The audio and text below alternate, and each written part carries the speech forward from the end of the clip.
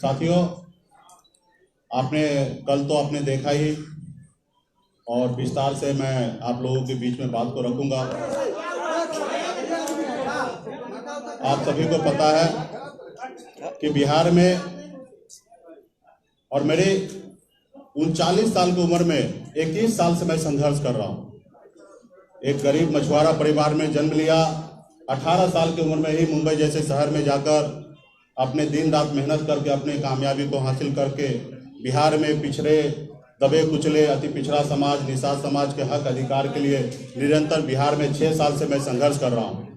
और संघर्ष कर और उस संघर्ष में हमेशा हर किसी ने धोखा दिया और मैं आगे बढ़ता रहा। 2018 में हमने एक पॉलिटिकल पार्टी बनाया। हमें लगा कि समाज को न्याय इसी रास्ते से दिलाया जा सकता है और हमने पार्टी बनाने के बाद हमने श्री लालू प्रसाद जी को नेता मानते हुए हमने उनके विचार पे चलने का निर्णय लिया और महागठबंधन में हमने शामिल हुआ। और जब शामिल होने के बाद उससे पहले तो बड़ी बड़ी मीठी मीठी बातें करते थे, जहां हम बुलाते थे वहां पे आके मीटिंग करते थे, क्योंकि वो हमारे साथ गठबंधन करना चाहते थे। जब गठबंधन होने के बाद लोकसभा चुनाव के समय में भी हमारे साथ चीटिंग किया गया था। जो सीट हमें नहीं चाहिए था वो भी सीट उन्होंने दिया। यहाँ तक बात हो चुका था कि मुझे दरभंगा लोकसभा में लड़ना था, लेकिन तैयारी कराने के बाद लास्ट मोमेंट पे हमें खगड़िया भेज दिया गया। हम चुप रह गए। हमें मधुबनी का सीट नहीं चाहिए था, जबरदस्ती उन्होंने सीट दिया और अपना कैंडिडेट दिया, जबकि हमारा कैंडिडेट कोई और था और उन्होंने इच्छा रखा कि इनको दिया जाए। हमने सहमति दे दिया, उनको हमने चुनाव लड़ाया। हम मुजफ्फरपुर नहीं लेना चाह रहे थे, जबरदस्ती उन्होंने हमें सीट देने का काम किया। उसके बावजूद भी हम महागठबंधन में बने रहे और साथ आगे बढ़ने का हमने निर्णय लिया था, उसको हम दोहराते रहे। उसके बाद आपने देखा परिणाम अच्छा नहीं रहा। उसके बाद हमारे जो मधुबनी लोकसभा क्षेत्र में जो चुनाव लड़े थे बद्री पूर्वे जी, उनको राष्ट्रीय जनता दल ने अपने पार्टी में ज्वाइन करा लिया। आप कह सकते हैं कि एक गठबंधन में साथी रहने वाले लोग और उनके पार्टी तोड़ के अपने पार्टी में ज्वाइन करा लेना कहाँ तक सही है। उसके बाद भी हमने चुप रहा। सिमरी बख्तियारपुर में उपचुनाव की बारी आया और पहले से बात हो चुका था कि सब पार्टी एक एक सीट लड़ेंगे, क्योंकि ये एनडीए का सिटिंग सीट था, इसलिए हम सब मिलकर लड़ेंगे और मजबूती से जीत हासिल करेंगे। और सब आदमी अपने अपने अनुकूल तैयारी कर रहे थे। उसके बाद लास्ट मोमेंट पे उनके तरफ से आदेश आता है कि आप हमें समर्थन दीजिए, हम चारों जगह हम खुद लड़ेंगे और आपका समर्थन मिलना चाहिए। हमने कहा ये तो गलत है। अगर यही आपको लड़ना रहता तो 2 महीना पहले हमें बता देते तो शायद हम समझ लेते, लेकिन हम जब तैयारी में उतर गए और अपने लोगों को बोल दिए कि आपको ये सीट दे रहे हैं, जबकि खगड़िया लोकसभा क्षेत्र में ही सिमरी बख्तियारपुर आता है, तो हमने वहाँ पे चुनाव लड़ने का निर्णय किया। और मैंने उनको बता दिया कि सन ऑफ मल्ला किसी के पीछे चलने वाला नहीं है। अपने कंडीशन से बिहार में अपने समाज हक अधिकार के लिए लड़ाई लड़ने के लिए खड़ा है और किसी पार्टी के पीछे चलने वाला नहीं है। हमने उनसे एक सीट पर उनसे हमने कंप्रोमाइज नहीं किया और हमने अपनी ताकत दिखाने का निर्णय ले लिया और हम वहाँ पे चुनाव लड़े और अकेले 1 साल पुराना पार्टी 15% वोट लाया, 26,000 वोट हमने लाया। और वहाँ पे उन्होंने देखा कि मेरे 26,000 वोट लाने से अति पिछड़ा समाज हमारे साथ आने से वहाँ पे एनडीए का बुरी तरीके से 15,000 से हार होता, वहाँ पे राष्ट्रीय जनता दल को जीत होता है। वहीं से उन्होंने एक षड्यंत्र रचने का कोशिश किया कि इनके पास एक वोट बैंक है और ये इनके साथ है, और उन्होंने समय रहते हुए साथ आए, सारे चीज किए और उन्होंने निर्णय ले लिया था कि इनको समय आने पे हम इनको धोखा देंगे। आज हम लोगों ने हर जगह पे, आपको पता होगा कि ब्लैंकली जितना उनके परिवार के लोग उनको सपोर्ट नहीं करते होंगे, उससे ज्यादा सन ऑफ मल्ला उनको हमेशा सपोर्ट किया सीएम के लिए। मुझे मालूम है कि उस जगह पे वो नहीं पहुंच सकता, उसके बावजूद भी जब भी उन्होंने हमें बड़ा भाई कहा तब ने हमने उसको छोटा भाई मानने का काम किया।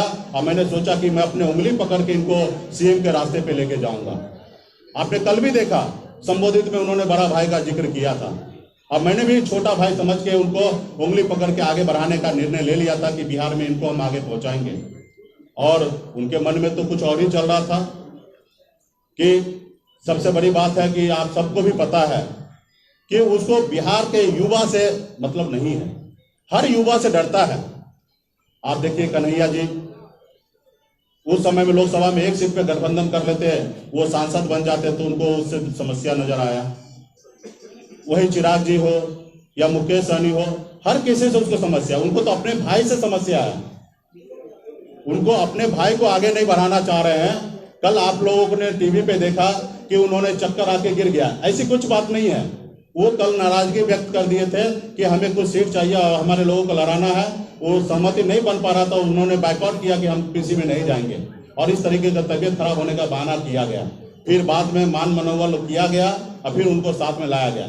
सच्चाई ये था, क्योंकि मैं कल 12:30 बजे से 10 नंबर बंगले पे ही था और मैंने देखा, जब मैं गया था तभी मैंने देखा, हम तेज प्रताप जी से मिले, उसके बाद जब सहमति बन गया तो लास्ट में भी जब तेज प्रताप जी आए तो उनसे हमने मिला। अब बहुत व्यवहारिक लोग हैं तेज प्रताप जी, लेकिन वो अपने भाई को जब पीछे रखने का कोशिश कर रहा तो भला अति पिछड़ा का बेटा, मल्ला का बेटा, वो कैसे आगे लाएंगे। आज वो देख रहे हैं कि बिहार में अति पिछड़ा का उभरते हुए सितारा सनत मल्ला है। कल अगर ये अपने पैर को जमा लेंगे तो हमें आने वाले समय में राजनीति करना बहुत कठिन हो जाएगा। और इसलिए उन्होंने साथ रख के 2 दिन पहले, कल से 2 दिन पहले जब मैं फिर 10 नंबर में गया था, बहुत सारे बातें हुआ। उन्होंने खुद बोला कि आप कहाँ से चुनाव लड़ रहे हैं, चुनाव नहीं लड़िएगा तो डिप्टी सीएम कैसे बनिएगा। तो हमने बोला कि कहीं से लड़ लेंगे।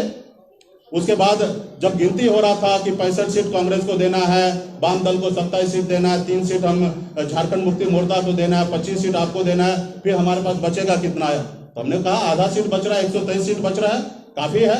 पिछली बार तो अब 100 सीट में लड़े थे।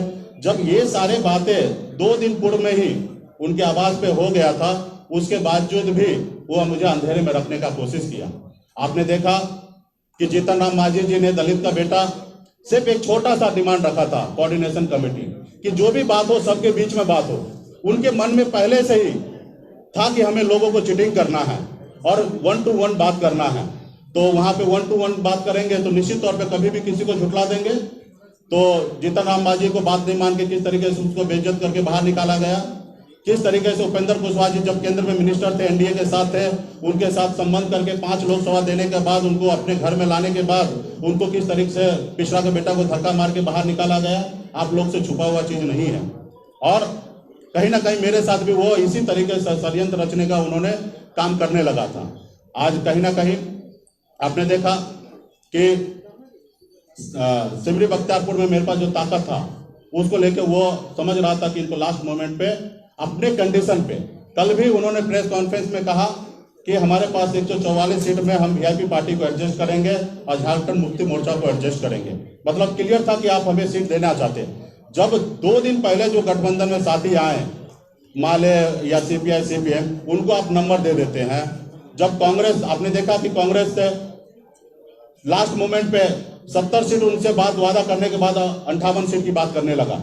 जब ऐसे नेशनल पार्टी के साथ चीटिंग करने के लिए वो मन बना सकता है तो हमारे जैसे छोटे पार्टी पिछड़ा के बेटा के साथ क्यों नहीं बना सकता है। जब उन्होंने कांग्रेस पार्टी ने एक्शन लेने का कोशिश किया तब उनके सामने में झुका। उनको मालूम है कि मुकेश सहनी अगर एक्शन लेता है तो इसका परिणाम, इसका फल मुझे बेनिफिट में नजर आएगा, तो वो उनके सामने से झुका। आपको मैं बता दूं 2019 में कांग्रेस पार्टी से गठबंधन टूट चुका था, 11 सीट से 9 सीट हो चुका था और गठबंधन कहीं ना कहीं टूट चुका था। मैं वहां पे दिल्ली में रहकर मैंने दोनों तरफ बीच बचाव करके मैंने गठबंधन बरकरार रखने का काम किया था 2019 में। आप उपेंद्र कुशवाहा जी से बात कर सकते हैं या शक्ति सिंह गोयल से बात कर सकते हैं, उसमें मेरा सबसे बड़ा अहम रोल था। अभी भी जब आपस में लड़ाई हो रहा था तो तेजस्वी यादव प्रसाद जी हमको फोन करके कहते हैं कि आप कांग्रेस को टाइट कीजिए। हमारे प्रवक्ता भी आपने देखा होगा कि थोड़ा नसीहत दे दिया कांग्रेस पार्टी की तरफ से। वो तो कोशिश कर रहा था कि मेरे मुंह से बुलाने का कोशिश कर रहा था, लेकिन हमने नहीं बोला। हम आनंद फानन में दिल्ली भाग के गए। उससे पहले हम गए थे, हमने अहमद पटेल साहब से मिला, उनको सारी बात हमने रखा था। उसके बाद 2 दिन के बाद फिर से हम दिल्ली जाते हैं और फिर से हम गोयल जी से मिलकर उनको हम बताते हैं कि अगर 2-4 सीट की बात है तो हमसे ले लीजिए, लेकिन गठबंधन मत तोड़िए, क्योंकि हम लोगों को आगे बढ़ना है। 2024 में भी आप लोगों की राजनीति करना है, आगे बढ़ना है। आपने देखा कि हमने जब एयरपोर्ट पे आया था, मैंने खुले शब्दों से कहा था कि अगर किसी गठबंधन के साथी को अगर 2-4 सीट चाहिए हमसे ले लीजिए, लेकिन गठबंधन नहीं तोड़ा जाए। हमेशा हम गठबंधन के पक्ष में हमेशा खड़ा रहे। और जब कांग्रेस पार्टी के साथ जो लोग चीटिंग कर सकता है तो भला हमसे क्यों नहीं कर सकता है। तो इसलिए साथियों, कल मैं जब 12:30 बजे बंगला पे पहुंचा, बैठे बहुत देर, बहुत तरह का बातें हुआ, लेकिन इस चीज़ें पे बात नहीं हुआ। जब हम आने लगे तो 4 बजे हमें बैठ के बात होता है कि आपका जो नंबर है वो हम कल घोषणा करेंगे। मतलब भैया, जब सबका नंबर घोषणा कर रहा है, जब बात हो चुका है 25 सीट और डिप्टी सीएम, तो घोषणा करने में आपत्ति किस बात का? नहीं, कुछ समस्या है, 1-2 सीट का एडजस्टमेंट है, कल कर लेंगे। तो मतलब ठीक है, चलो कल की बात है तो एक रोज संभाल लेंगे। फिर मतलब डिप्टी सीएम घोषणा कर दीजिए, तो उन्होंने भी बोला कि दोनों एक साथ में कर लेंगे। तो मेरे मन में शंका वहीं पे उत्पन्न हो गया, लेकिन मैंने उनके साथ आने का निर्णय लिया कि नहीं, चलते हैं, कल देख लेंगे, एक रोज के बाद हो जाएगा, कर लेंगे। जब यहाँ पे बैठने के बाद जब उन्होंने संबोधित में सारी चीज बात रखा, और फिर उन्होंने 2-3 दिन का समय ले लिया, तो मुझे लग गया कि वो निश्चित तौर पे सारे रास्ता बंद करके और बाद में हमें बाहर निकालना चाहता है या अपने कंडीशन पे राजनीति करवाना चाहता है। तो हमने तभी का तभी हमने निर्णय लिया, क्योंकि मैंने संघर्ष करना सीखा है, आगे भी संघर्ष करते रहूंगा। और बिहार में अति पिछड़ा, दलित, अल्पसंख्यक, तमाम हर जाति वर्ग के लोग के लिए मैं लड़ाई लड़ना चाहता हूँ। मैंने अपनी जिंदगी में मैंने बहुत कुछ पाया, संघर्ष करके पाया। मेरे पिताजी का विरासत में मुझे ये राजनीति नहीं मिला। मैंने मेरे खानदान का पहला ऐसा व्यक्ति हूँ कि मैं राजनीति में आया हूँ, और मैंने जन के मैं आज बिहार में राजनीति कर रहा हूँ और समाज के लिए लड़ाई लड़ रहा हूँ, अपने स्वार्थ के लिए राजनीति नहीं करता हूँ। आप सबको अगर पता होगा कि 2015 से मैं बिहार के राजनीति में हमेशा किंग मेकर बन के मैंने लोगों के लिए काम किया। मैं जब चाहता अपने लिए राजनीति पावर और शक्ति हम प्राप्त करके आज मैं अलग जिंदगी जीता। मैं अगर मुझे अपने लिए जिंदगी जीना रहता तो मुंबई का ऐशो आराम जिंदगी छोड़कर मैं बिहार क्यों आता? मैंने अपने ऐशो आराम की जिंदगी छोड़कर बिहार आया क्योंकि मुझे तकलीफ है कि हमारे लोग जो है, खासकर पिछड़ा समाज के लोग, वो काफी तकलीफ में गुजर रहा है, और बिहार में एक विजन वाला व्यक्ति चाहिए जो आगे बढ़ सके। आज हमने 1 रुपया से 100 रुपया कैसे बनाया जाता है वो मैंने मुंबई में सीखा है। बिहार में भी मैंने सोचा कि बिहार के लिए मैं तमाम युवा साथी के लिए, हर किसी, हर जाति धर्म के लिए मैं काम करूं, और कहीं ना कहीं साथी लोगों ने पीठ में खंजर भोंकने का काम कर रहा है। और आपने देखा कि कल किस तरीके से उन्होंने 3 दिन का समय लिया और फिर हमने वहां से ये करने का कोशिश किया, और अलग अलग तरह से बातें कर रहा है कि प्लानिंग अगर ऐसी रहता तो हम आपके साथ क्यों? भाई, तो आपको मुंह पे सेलो टेप तो नहीं चिपका दिया था नंबर बोलने से, आपने नंबर को छुपाया, आपने डिप्टी सीएम को छुपाया। जो 4 दिन पहले गठबंधन में आया, आप उनको 4 दे रहे हैं या 8 दे रहे हैं या 19 दे रहे हैं, आप उनके बारे में बात कर रहे हैं, लेकिन वीआईपी के लिए क्यों नहीं बात कर रहे? आपको वो नंबर को डिक्लेयर करने में क्या समस्या था? कहीं ना कहीं आपके मन में शंका था कि हमें इनको लास्ट मोमेंट पे इनके साथ हमें चीटिंग करना है। तो जो व्यक्ति अपने परिवार को नहीं हो सकता है, वो बिहार का युवा को क्या हो सकता है? कल एक लाइन उन्होंने कहा कि मैं ठेठ बिहारी हूं, मैं जो कहता हूं वो करूंगा, और मेरा डीएनए भी बहुत साफ सुथरा है। आप बताइए, इसमें कहीं पे डीएनए झलक रहा है कि कितना साफ सुथरा है? दूसरे से डीएनए का हिसाब तो ले रहे हैं, लेकिन अपना क्या? जब आप अपने भाई को नहीं हो सकते तो दूसरे का क्या होंगे? आपका बड़ा भाई है जिसको ताज देना चाहिए, उसको 2-2 टिकट पे आप उनको मोहताज कर देते हैं। ये ऐसी राजनीति होता है? आप कहीं ना कहीं उनको, कि बिहार के किसी युवा से मतलब नहीं है। आज कहीं ना कहीं देखिए, आज मुझे पता चला कि कांग्रेस को 70 सीट नाम के साथ उन्होंने दे दिया, सीपीआई माले और सीपीएम को नाम के साथ उनको सीट दे दिया। मुझे नाम पे भी चर्चा नहीं हुआ। एक तो संख्या तो दूर की बात है, और खुद उनके जो सिटिंग सीट है उनको ग्रीन सिग्नल दे दिया गया। और आप तो देख ही रहे हैं डिस्को मान में किस तरीके से लेन देन चल रहा है, नीचे में गाड़ी में करोड़ों करोड़ रुपया पकड़ाया जा रहा है। आप सब तो देख रहे हैं किस तरीके से बिहार में खेल हो रहा है, सारे सीट पे लोगों को एडजस्टमेंट किया जा रहा है, हमसे बात भी नहीं। आज मुझे पता चला कि सबके लिस्ट जारी हो रहा है। हमारा तो नंबर पे बात होना था, उसके बाद लिस्ट पे जारी बात होना था, और लास्ट मोमेंट आ चुका है। पहला चरण का 8 तारीख तक नॉमिनेशन है, आज हम 4 तारीख तक बैठे हैं। अभी तक हमारे पास ये भी नहीं पता कि हम किस क्षेत्र में किसको लड़ाना चाहेंगे। मेरा पहले से मानना था कि हमें जितना भी सीट मिलेगा उसमें से 80% अति पिछड़ा को लड़ाना है, और पार्टी के संगठन के लोग को लड़ाना है, ताकि हम आगे बढ़ सके। और अच्छी हमने बात भी रखा था 80% अति पिछड़ा को लड़ाना है। हमने ये भी कह दिया कि अगर आपके पार्टी में अगर कोई निषाद समाज के लोग हैं, उनको भी हम एडजस्टमेंट करने के लिए तैयार हैं। उनके मन में एक शंका आया कि चुनाव जीत लेंगे और शायद कम सीट की बात होगा, दूसरे पक्ष में भाग जाएंगे। तो भैया, आपके साथ तो मुख्यमंत्री भी चले जा चुके हैं, और लोग के बीच में तो अपने परिवार में आप अपने धर्मपत्नी के साथ अच्छा व्यवहार नहीं कीजिएगा, तब आपकी धर्मपत्नी छोड़ के चला जाएगा तो आपके सहयोगी दल क्यों नहीं छोड़ के जाएगा। हमने वहां पे भी उसको बोला, गारंटी दिया कि अगर आपको इस चीज का अगर डर है तो आप एक नाम बताइए किसको हम अपने पार्टी का राष्ट्रीय अध्यक्ष बना दें। हमने शक्ति सिंह गोहिल जी को भी बताया, सिर्फ एक आदमी को नहीं बोला, उनको भी भरोसे में लिया कि अगर आपको लगता है कि कल मैं आपके साथ चीटिंग कर सकता हूं तो आप एक नाम बताइए। राहुल जी, जिनको भी नाम अगर मेरे को बोल देंगे उन राहुल जी पे मैं भरोसा करूंगा, अपने पार्टी का राष्ट्रीय अध्यक्ष उनको बना दूंगा। जब पार्टी का राष्ट्रीय अध्यक्ष वो होंगे तो निर्णय वो लेंगे, हम नहीं लेंगे। तो हमने इतना जब साथी के लिए कुर्बानी देने के लिए मैंने निर्णय ले लिया, फिर इट बट कहां।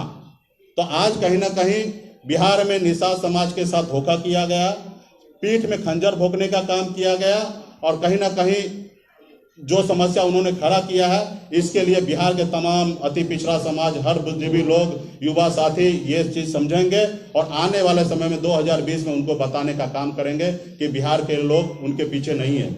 विरासत में आपको दौलत मिल सकता है लेकिन राजनीति नहीं मिलना चाहिए। जिसमें दम होगा वो बिहार के कुर्सी पे बैठेगा, मेरा ये मानना है। और मैं 2025 में मैं डंके के चोट पे कहूंगा कि जिस युवा में ताकत होगा 2025 में वो बिहार का मुख्यमंत्री बनेगा। मैं तहे दिल से उनको समर्थन करूंगा, लेकिन ऐसे लोगों को नहीं जो अपने लिए, अपने परिवार के लिए सोचता है, समाज के लिए नहीं सोचता है। तो इसलिए मैंने हम लोग पार्टी के सभी पदाधिकारी से हमने निर्णय लिया है, तमाम पॉलिटिकल पार्टी के लोग संपर्क में है और एक बड़ी मोर्चा बनाने की बात हो रहा है। हम मानते हैं कि एक बड़ा मोर्चा होगा तो निश्चित तौर पे हम वहां पे काम कर सकते हैं। नहीं तो हमने निर्णय ले चुका है कि 243 सीट पर वीआईपी पार्टी अपने दम पर अकेले चुनाव लड़ने के लिए मैदान में उतरेगा। जहां पे अति पिछड़ा समाज रूलिंग पार्टी से चुनाव लड़ेगा वहां पे हम अपने कैंडिडेट को नहीं देंगे। बाकी 243 सीट पर हम बिहार में अब वीआईपी पार्टी चुनाव लड़ने के लिए तैयार है। अभी तक हमारे पहला चरण का 50 से अधिक नामों का चयन हो चुका है। कुछ नाम को हम अभी बाकी रखे हैं और वो शाम तक हमारा सूची जारी हो जाएगा। और गठबंधन में जो भी लोग हमसे बात कर रहे हैं और बेहतर बिहार के विकल्प देने के लिए बात कर रहे हैं, अगर ऐसी कुछ बात होगा तो हम समझौता कर सकते हैं, नहीं तो वरना कल सुबह में आपको पहला चरण का 71 विधानसभा के लिए प्रत्याशी कौन होंगे उनका नाम का सूची कल सुबह 11 बजे हम प्रेस कॉन्फ्रेंस के जरिए या मीडिया के द्वारा हम नाम को लॉन्च कर देंगे कल 11 बजे तक। इसमें कोई टाइम नहीं लगेगा, क्योंकि आपने देखा हम 1 घंटे में डिसीजन लिए। हमें ये नहीं बोला कि गठबंधन से आपको बाहर निकाल रहे हैं, ये नहीं कहा कि हम गठबंधन में सीट नहीं देना चाहते, लेकिन हमने सामने वाले का चालाकी देखा और हम 1 घंटे में 4:20 में हमसे बात होता है और 4:40 में हम 10 नंबर बंगला से निकलते हैं और शायद 5:कुछ पे हम डिसीजन ले लेते हैं कि गठबंधन में नहीं रहना है। तो ये मेरा हमेशा खूबी रहा, जब भी बिहार में हमने काम किया कभी किसी से समझौता नहीं किया। जब भी मेरे साथ जिसने भी चीटिंग किया होगा उनके साथ मजबूती से हमने अपनी ताकत का एहसास कराया। जब हम हर लड़ाई को लड़ सकते हैं, आपने देखा कि गांधी मैदान में किस तरीके से हमारे समर्थक की अपनी ताकत है। हमारे पास 15% वोट बैंक है, 1 साल पुराना पार्टी नहीं है, लेकिन 15% हमने उपचुनाव में वोट लाने का काम किया। और वहीं से उन्होंने देखा कि लास्ट मोमेंट पे छोड़ देंगे, ये बहुत गुस्से वाले हैं, हर तरह का व्यवस्था इनके पास है, 243 जगह चुनाव लड़ने के निर्णय ले लेंगे और मैक्सिमम जगह महागठबंधन अति पिछड़ा का वोट काटेंगे और एनडीए का नुकसान होगा और हमारी महागठबंधन जीत होगा। और उन्होंने सोचा कि इनको हम लास्ट मोमेंट पे टक्कर देंगे या अपने कंडीशन पे बात करेंगे। तो इसलिए हमने ये सारे निर्णय ले लिया है और कल तक मैं सारे चीज़ें को स्पष्ट कर दूंगा। और नाम पे तो मेरा काम चालू हो चुका है और अभी बहुत सारे साथी हैं, बहुत सारे लोग फ़ोन कर रहे हैं कि हम लोग बैठ के एक साथ राजनीति किया जा सकता है। तो हम चाहेंगे कि एक बड़ा रणनीति के साथ काम किया जाए, नहीं तो हम 1-2 पार्टी के साथ गठबंधन नहीं करेंगे, हम अपने दम पे अकेले लड़ेंगे। और हम बिहार में निश्चित तौर पे मेरा मानना है कि जिस हिसाब से बिहार में बन चुका है ट्रायंगल चौंगल, मतलब अलग अलग कैंडिडेट हो रहा है, एक विधानसभा में 5-6 रनिंग कैंडिडेट होगा। मुझे लगता है कि 35,000 40,000 जो वोट ले आएगा उनकी जीत हो जाएगा। और 25,000 वोट मेरे पास हर विधानसभा में 25 से 30,000 है और हम अच्छे कैंडिडेट को सिलेक्शन कर रहे हैं। जहां पे 10,000 5,000 उनके पास पर्सनल वोट होगा, निश्चित तौर पर मेरा मानना है कि हमारी बड़े संख्या में पूरे बिहार में कैंडिडेट जीत के आएंगे और निश्चित तौर पे मेरे बगैर किसी का सरकार नहीं बनेंगे, ये हम लोगों का मानना है और इसके लिए हम लोग आने वाले समय में काम करेंगे। बहुत बहुत धन्यवाद साथियों।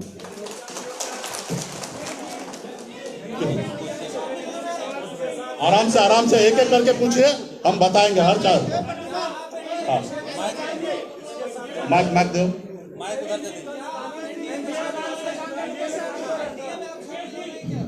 जी नहीं, अभी फिलहाल ऐसी कोई बात नहीं है। हमने रास्ता खोल के रखा है।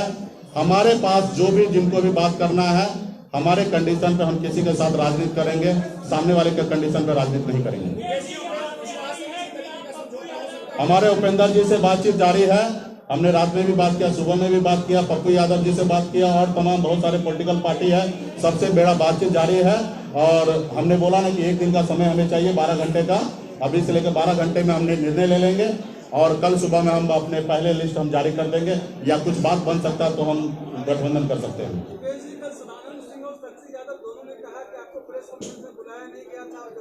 आप उनके संजय यादव का ट्वीट पे चले जाइए और आपको दिख जाएगा कि वो बुलाएं कि नहीं बुलाएं, ये आपको दिख जाएगा कि किसको बुलाए थे।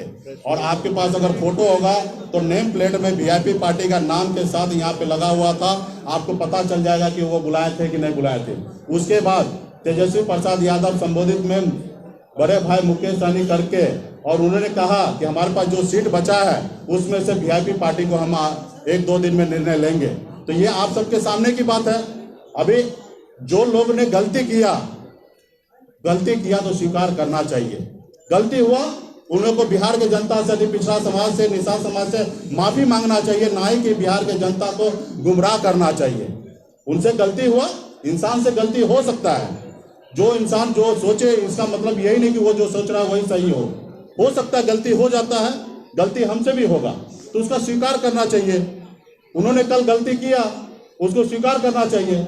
बाकी अभी 50 तरह की बातें कर रहे हैं तो उसका हम क्या कर सकते हैं? 50 तरह की बातें करें। तेजस्वी प्रसाद माफी मांग ले, मैं उनके साथ जिंदगी में कभी राजनीति नहीं कर सकते। राष्ट्रीय जनता दल का नेतृत्व अगर बदलता है, तेज प्रताप जी के अगर हाथ में अगर नेतृत्व जाता है, तो मैं भविष्य में सोचूंगा कि उनके साथ राजनीति करने का। नहीं, मेरे तेज प्रताप जी से इस सबको लेकर कोई बात नहीं होता, लेकिन व्यक्तिगत मेरा उससे अच्छा संबंध है। जब भी मिलता हूँ बहुत अच्छे रिस्पेक्ट के साथ बात करते हैं। उसमें मैंने बहुत सारा बेहतर क्वालिटी देखा है। अभी लोगों को अलग अलग क्वालिटी दिख रहा है।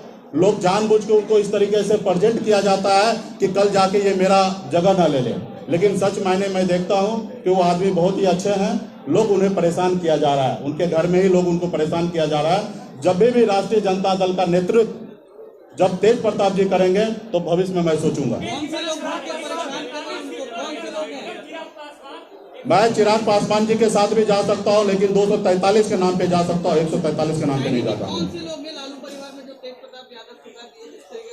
ये हमसे क्या पूछ रहे हैं? आप लोग को भी पता है कि बिहार में सच्चाई क्या है, और मैं तो कह रहा हूं कि उनके परिवार के लोग ही उनको परेशान किया जा रहा है।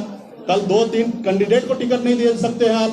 जो पार्टी का घर के मालिक है, आप उनको 2-3 टिकट नहीं दे सकते हैं। आप छोटा भाई होके उनके ताज को भी अपने सर पे पहनना चाहते हैं, चलिए कोई बात नहीं, आप उनको 2-3 टिकट नहीं दे सकते। लोकसभा में भी आपने देखा उनका बेचने के लिए क्या खरीद फरोख्त हो रहा है। ये कौन नहीं कर रहा है? अगर राष्ट्रीय जनता दल में कौन नहीं कर रहा है वो मेरे को बता दीजिए कि कौन नहीं कर रहा है। यहाँ डिस्को मान में एक दुकान लग चुका है और ये पूरा बिहार को जग जाहिर है किस तरीके से। जी हाँ, अगर आपको इसकी जानकारी थी कि खरीद फरोख्त हो रहा है, देखिए हम अपनी पार्टी के बारे में बात कर सकते हैं, दूसरे पार्टी के बारे में आंतरिक मामले में हम नहीं जा सकते।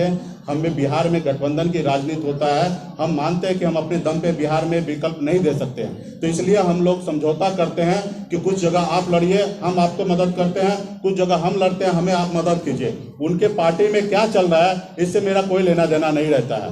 लेकिन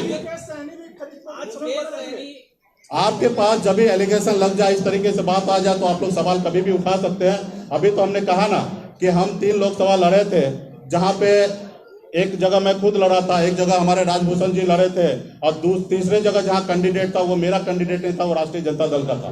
तो अभी तो हमने चुनाव मैदान में उतरा ही नहीं है। जब भी उतरेंगे और आप लोगों के बीच में ऐसी कोई बात होगा तो हमसे सवाल आके कीजिएगा। अपने सियासी फायदे के लिए तेज प्रताप जी को ला रहे हैं बीच में, दोनों भाई के दरमियान झगड़ा कराना चाहते हैं, अपने सियासी फायदे के लिए आपको बुला रहे हैं। मुझे जो सही लगा वो मैंने बात रखा है, उसको आप किस एंगल से लेना चाहते हैं। मैं तो आज उनके परिवार के कुछ लोगों को अच्छा तो मानते हैं ना। हमने पहले भी कहा कि लालू प्रसाद जी को मैं बहुत मानता हूं, उनके विचारधारा से जुड़ने के लिए मैं राष्ट्रीय जनता दल में आया हूं। आज शायद लालू प्रसाद जी रहते तो शायद ये नौबत नहीं आता। ये हमारे कांग्रेस पार्टी के बड़े पदाधिकारी नेता शक्ति सिंह गोयल जी भी ने इस बात को जाहिर किया। ये बात सच्चाई है कि अगर आदरणीय श्री लालू प्रसाद जी रहते तो इस तरीके की बातें नहीं होता। तो कुछ लोग अच्छे हैं और कुछ लोग गलत हैं, तो उसका तो विरोध होना चाहिए। और आप नंबर बोलना था, आपने नंबर नहीं बोला। आपको जो चीज वादा किया था उसको आप वादा पूरा नहीं किए, तो कहीं ना कहीं गलती आपने किया है। तो हमने अगर गठबंधन से बाहर निकलने का निर्णय लिया तो बिहार की जनता को भी पता चलना चाहिए कि मैं गलत हूं या सामने वाला गलत है। अगर मैं गलत हूं तो आप शक्ति गोयल सिंह जी से आप पता कर लीजिए। मैंने अपने पार्टी का राष्ट्रीय अध्यक्ष उनको बनाने का निमंत्रण दे दिया। अब कोई ऐसा कर सकता कि बिहार की राजनीति में अपने पार्टी का राष्ट्रीय अध्यक्ष किसी अन्य पार्टी के लोगों को बोलेगा बन जाइए। हम इतना क्या किए, हम 2 दिन पहले दिल्ली जाके उनको मनाए। कोई गठबंधन में ऐसा हो सकता है कि अपने साथी को अपने गठबंधन में जोड़ ले? कोई गठबंधन में किसी साथी को बोल के दूसरे गठबंधन के साथी को, पार्टी के लोगों को गाली दिलवाएं, उनको टाइट करने के लिए उनको अनाप शनाप बुलवाएं? ये सब चीजें गलत था। और मैंने हर जगह पे सही करने का निर्णय लिया था कि सही करते हैं और आगे बढ़ते हैं। और हम सही करते करते आगे बढ़ने का कोशिश कर रहे थे, लेकिन एक समय हो जाता है, वहां पे आपको निर्णय लेना पड़ता है। बहुत बहुत